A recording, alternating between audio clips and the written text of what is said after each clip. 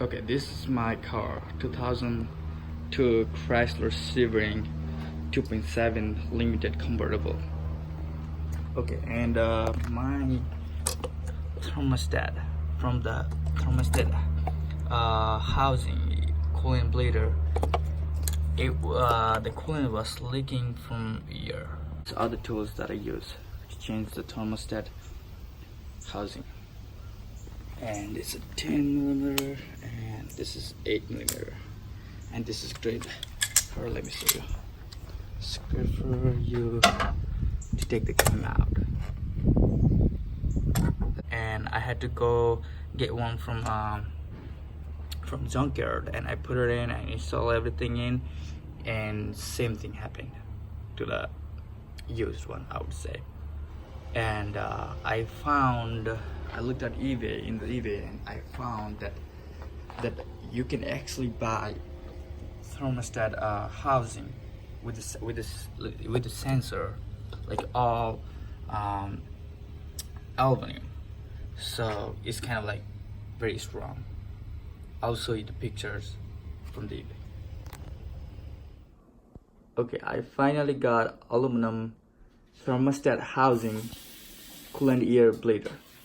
Okay, this is the product description, and it's not that expensive. It's super nice.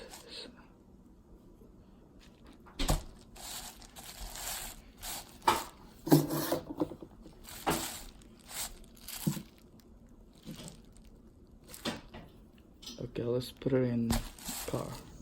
Okay, look at the difference. This is plastic, and this is aluminum. Actually, this is coolant looked through that gap over there, but over here it's pretty good with 2 screws on the top. No, actually 4 screws on the top. Wow. I already took out, but I'll show you how I did it. Okay, it's a little bit tricky over here. We have one like screw over here, so that is really hard to take it out. In order to take that out, I lose the ear cap. So 10mm, like you lose all of them, and one secret knot is over here. I had to take this out. I had to take the cover out, and then over here is a long screws right there. I had to take that out, and you can loosen the ear cap. So I put these bottles over here, like, let me show you, just like that, to lift it up. And I was able to take out the screw that was over there. First of all, I did was the easiest way to do it is like take out the first hose right there, second take out the second hose, and then take out the last one, this one over here. It's really hard to take it out if it is connected with the thermostat housing. So I had to take everything out, like 1 screw, 2 screw over here, and 3 screw over there, 4 screws over here, just like that. 1, 2, 1, 2, 3, 4. So after that, I had to take. So once I pull everything out, just like that, the hose was connected like that. You can pull up hose and thermostat housing like this, and then it's easy to take out the clamp. That's it. Take this out. This is actually sensor for the thermostat housing. So yeah, just like that. Just like that.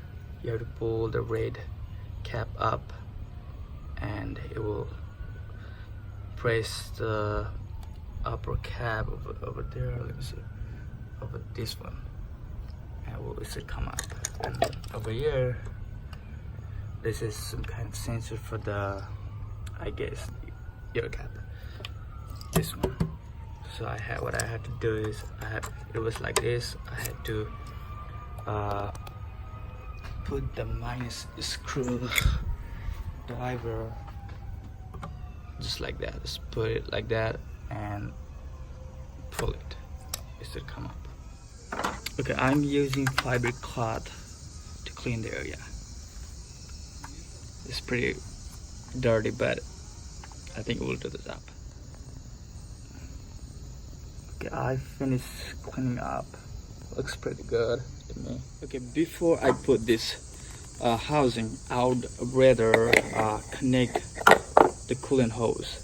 This is the bigger hose first, without installing that one over there. Just like that.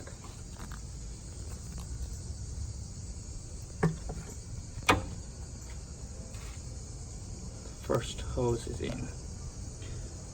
Okay, and this is the bigger hose too. Okay, let's put it over there. Okay, you see that face fits really good and smooth. Okay, all the screw hole is lined up. So I'll tie them. Okay, I successfully installed that.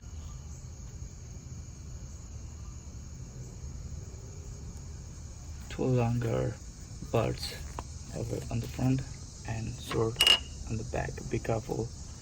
There's a hole. You don't want to drop your anything over there. Okay, let's connect the hose. Okay, finally I put everything together. Here we go. This is how it looks after installation. Just start the car. Okay, start the car. Looks like everything went well. There we go. Now we can. The one thing that we have to do is we have to bleed the air out from here. So don't forget that. So in order to bleed, you just have unscrew this one and then like leave it for a while. Like you start the car and leave it, like unscrew and leave it like that for a while. And after a while, you can tie the back and then that's it.